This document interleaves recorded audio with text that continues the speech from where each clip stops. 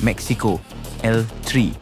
Kebanggaan CONCACAF, pakar pusingan 16 besar dan pasukan yang terdesak untuk pecahkan kutukan lama mereka.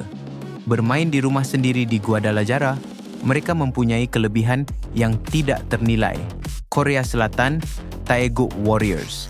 Wakil Asia yang paling konsisten di Piala Dunia, mereka pernah mengejutkan dunia dan bukan di sini sekadar untuk melengkapkan nombor. Dipimpin oleh Kapten Son Heung-min, satu generasi sedang berusaha menulis bab mereka sendiri. Penutup minggu pertama, ini tentang kebanggaan Asia berhadapan dengan keputusan CONCACAF. Korea mempunyai kekuatan mental yang Mexico masih tercari-cari. Son melawan Lozano, pasukan yang pernah melakukannya melawan pasukan yang selalu cakap akan melakukannya. Mexico bermain di rumah sendiri di Estadio Akron, tapi disiplin Korea boleh rosakkan parti mereka